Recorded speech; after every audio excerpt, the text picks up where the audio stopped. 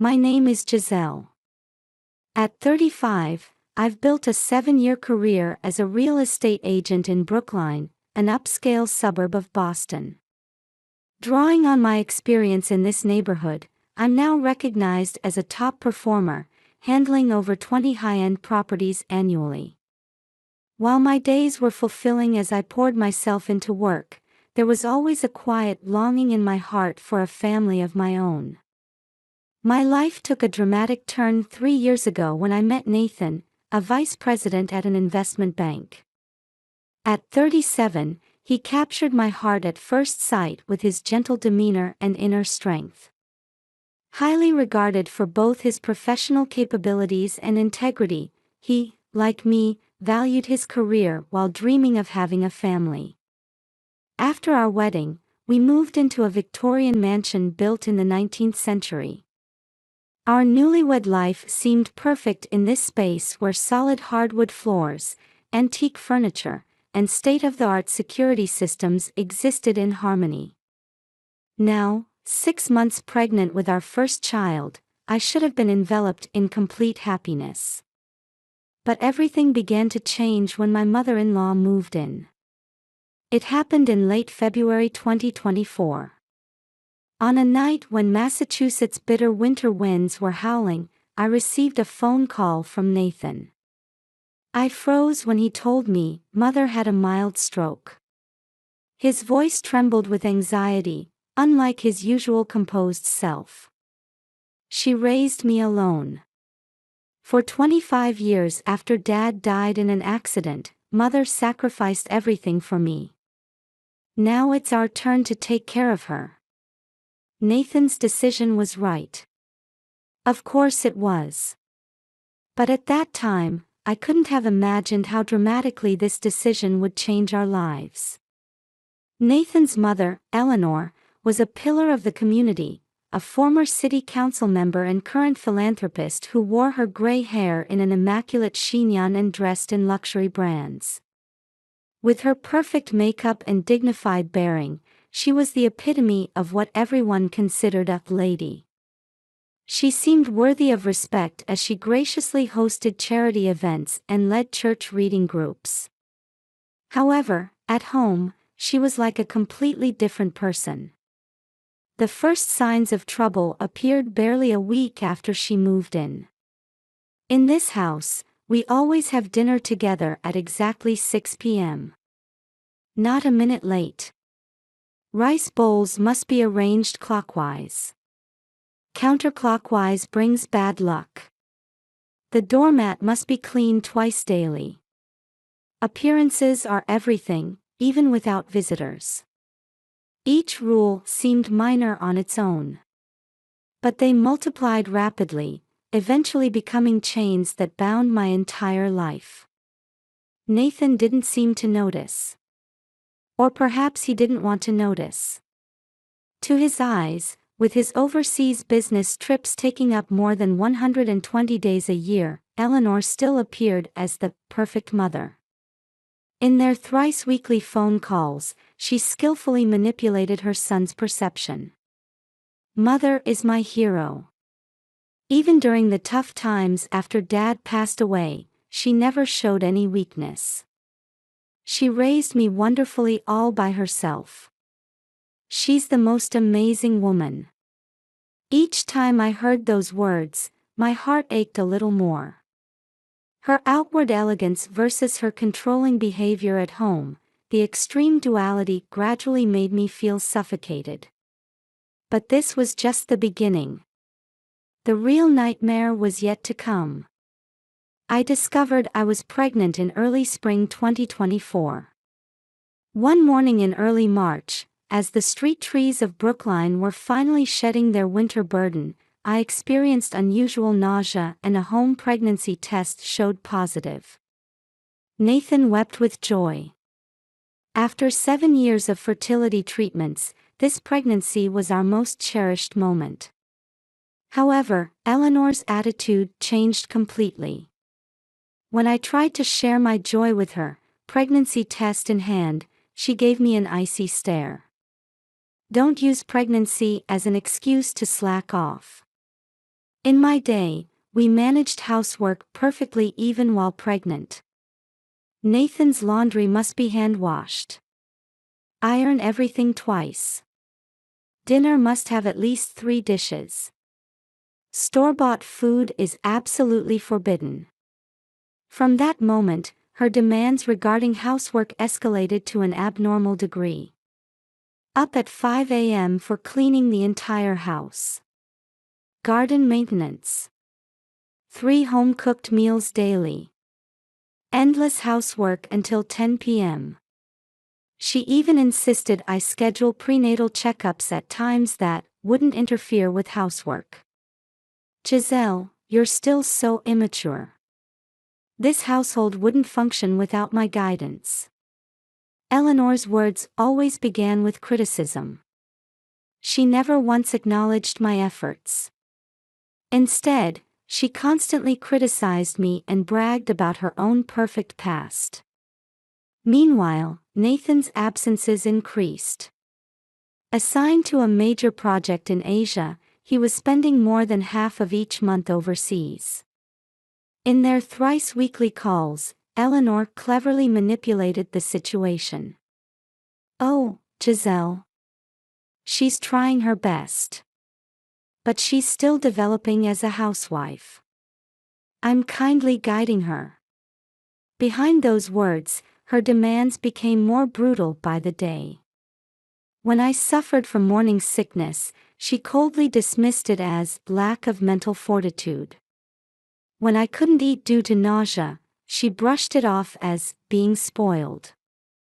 The situation took an even more serious turn. Around my 5th month of pregnancy, I began experiencing occasional dull pain in my lower abdomen. Though my obstetrician advised rest, Eleanor completely ignored this. Instead, her household demands increased. Rest is just an excuse. I know someone who ran a full marathon at 9 months pregnant. It's just your poor health management. My fear grew daily. Particularly unsettling was the strange expression Eleanor sometimes showed. Whenever she watched my growing belly, she'd display an almost hateful look. As if she had looked at someone else that way before. Sometimes, I wondered about an old photograph I found in the attic. It showed a young pregnant woman, just like me. The back read, Irene, 6 months pregnant, 2009, but Eleanor refused to discuss the photo. Then came the fateful day. Nathan was away on a 2-week business trip for an important project.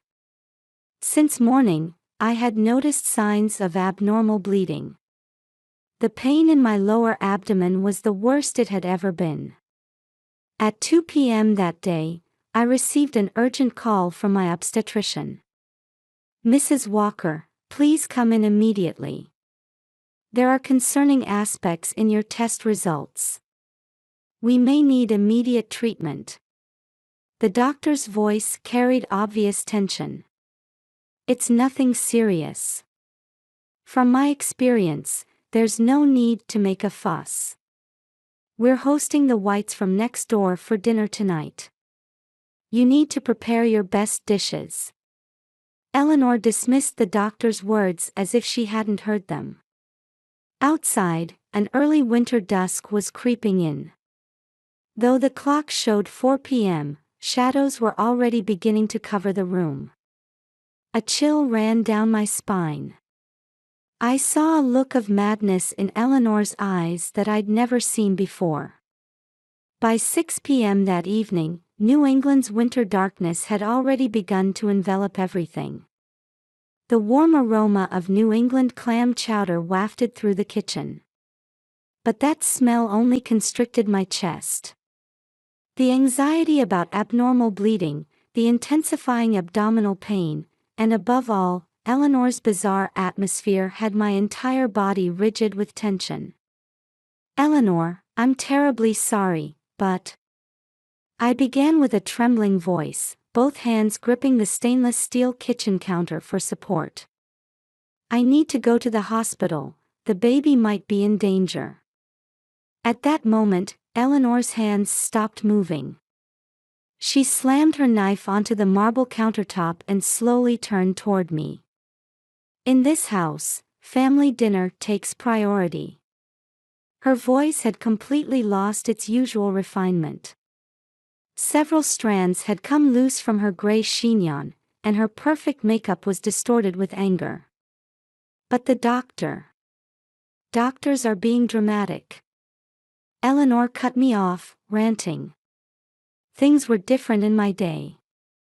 We managed housework perfectly even while pregnant. We're hosting Mr. and Mrs. White for dinner. We can't cancel over your minor health concerns.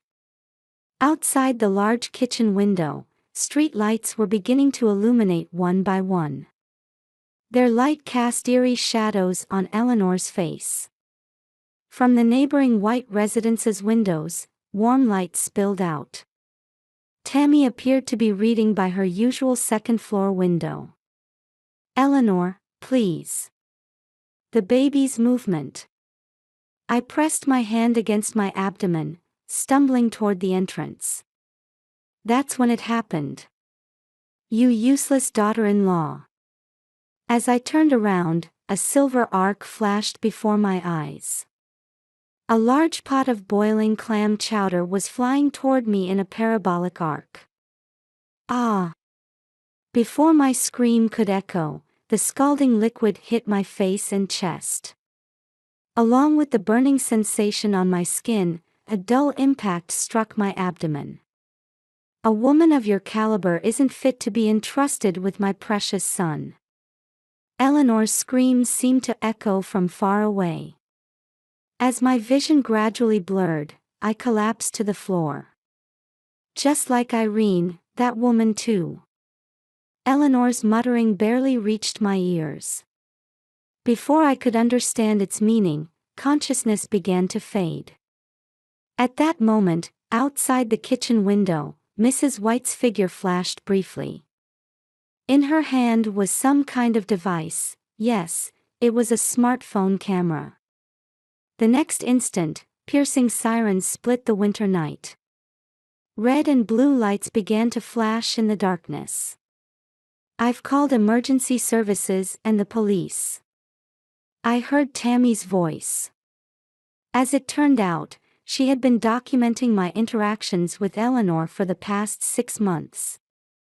Her instincts as a former counselor had detected the abnormality in this house. It's okay, Giselle. You're safe now. Tammy's warm voice echoed at the edges of my consciousness. As the ambulance sirens drew closer, something moved inside me. It was the baby's response. A small but definite movement, as if saying, "Keep going, Mom." In that moment, I made a decision. This isn't the end. It's a new beginning. The beginning of a battle to reveal the truth. Even as consciousness continued to fade, I made a vow in my heart. This nightmarish evening won't end as just a tragedy. I will expose the truth lurking beneath Eleanor's mask. And I must shed light on the shadow named Irene. As I was lifted onto the ambulance stretcher, I silently vowed in my heart. Wait for me, baby. Mommy will protect you no matter what. The clock showed exactly 6:30 p.m. In the intensive care unit at Massachusetts General Hospital, I regained consciousness. The pain from burns on my face and chest was dulled by morphine, but a burning sensation still lingered throughout my body. The baby. When I asked in a hoarse voice, the attending physician showed a relieved expression. The heartbeat is stable. However, the next 72 hours are critical. Complete bed rest is necessary. At those words, I couldn't help but cry. But they weren't tears of relief. Because what I saw on the hospital room's television screen was something unbelievable. In a domestic violence incident that occurred last night in an upscale Brookline neighborhood, suspect Eleanor Walker has been arrested. The suspect is also suspected of involvement in a similar incident 15 years ago. The screen showed Eleanor being taken into police custody. Her once perfect gray chignon was disheveled, her luxury brand two-piece suit wrinkled. But her expression showed no remorse. Instead, there was an almost satisfied smile. The next moment, the hospital room door burst open. Giselle. Nathan had apparently come straight to the hospital on an emergency flight from Asia, his suit wrinkled. It was an uncharacteristically distraught appearance for someone usually so composed. Why would Mother? His voice trembled. In his hand was an old photograph, the same one of Irene I had found in the attic. The police report exceeded our imagination. 15 years ago, Nathan's first wife Irene Ford was also 6 months pregnant. Her disappearance had been processed as abandoning her husband and disappearing, but in reality. During the investigation, shocking evidence was discovered in Eleanor's basement. Irene's passport, mobile phone, and a diary. The last page contained disturbing entries. I'm scared of Eleanor. She's not happy about my pregnancy. Yesterday too, she accidentally spilled hot soup on me. Nathan doesn't believe me. Help. I remember that day. Tammy's testimony illuminated the darkness from 15 years ago. She had just moved into the neighboring house at the time. I heard Irene screaming. But Eleanor's political influence was too strong, no one could speak up. That's why this time, I couldn't let it pass. The video and audio records she collected over 6 months meticulously documented the madness lurking beneath Eleanor's perfect mask. The investigation revealed an even deeper darkness. The root of Eleanor's abnormality traced back 35 years. After her husband's accidental death, she developed an obsession with her son Nathan. Raising the perfect son became her life's purpose. In the process, Eleanor tried to completely control her son's life. In particular, her pathological aversion to anyone who threatened her position as mother was beyond reason. Her perfectionism and desire for control were outwardly channeled into building her reputation as a philanthropist. However, at home, they manifested in a distorted form as violence. I was right. Eleanor's words during interrogation vividly illustrated her madness. Those women tried to take my precious son away. Especially with children, trying to bear my dear grandchildren. But that child is different. That child doesn't carry my blood. So. Nathan collapsed into a chair while reading his mother's statement. Why didn't I notice? His self-reproach was deep and heavy. Over 120 days of overseas travel annually. Absolute trust in his mother. And his own blindness in easily believing his first wife's disappearance. Let's put an end to this. I held Nathan's hand while still attached to my fore. This isn't the end. It's a new beginning. Spring sunlight streamed through the hospital room window. And as if in response, the small life inside me moved again. The clock showed 3 p.m., exactly the time Irene had disappeared 15 years ago.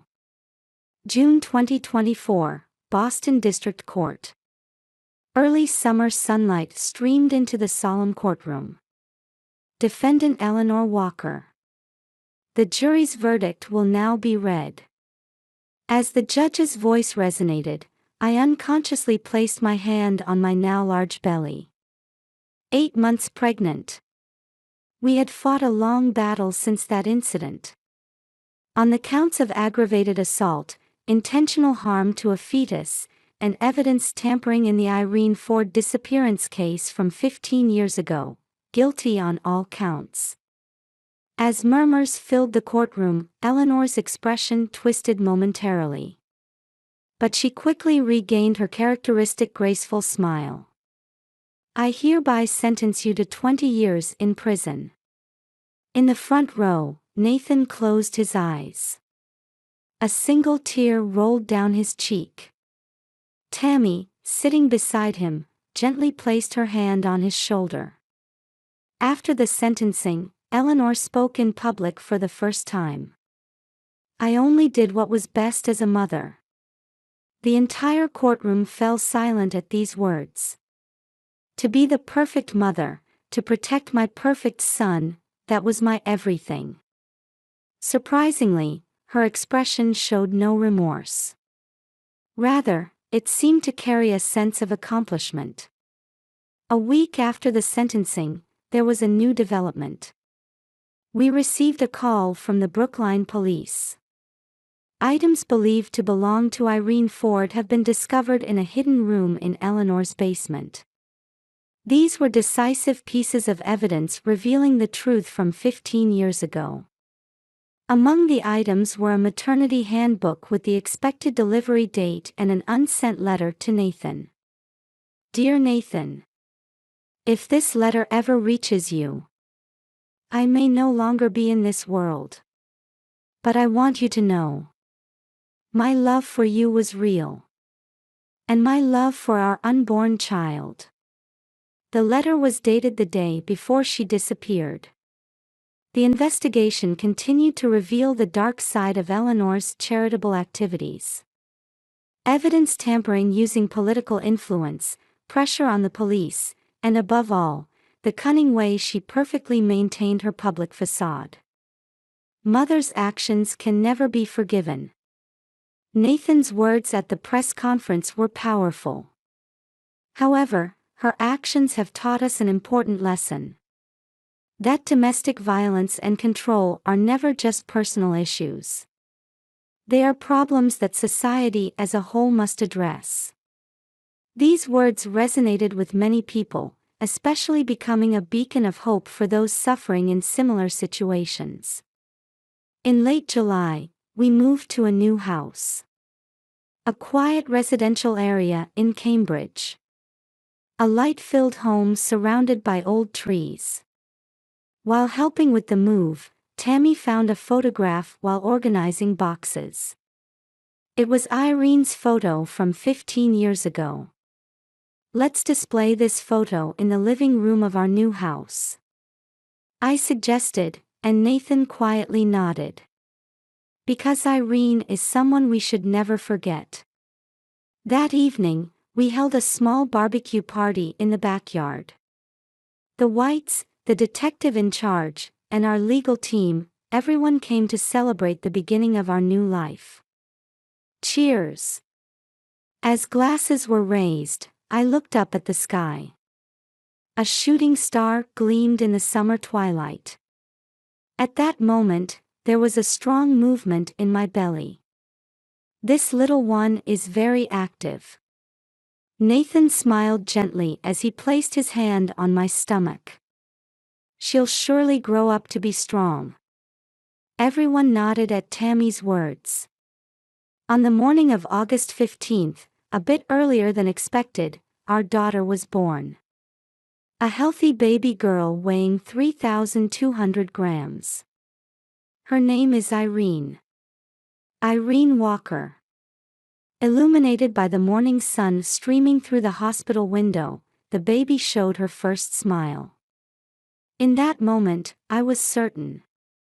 This is what a real family means. Not seeking perfection, but accepting each other's imperfections and supporting one another. That's the true nature of family. In a vase in the corner of the hospital room stood wildflowers that Tammy had picked. Among them was a single white lily, Irene's favorite flower. As Nathan held the baby, he whispered quietly, "This is our new beginning." Outside, A gentle wind heralding a new season tapped softly against the window.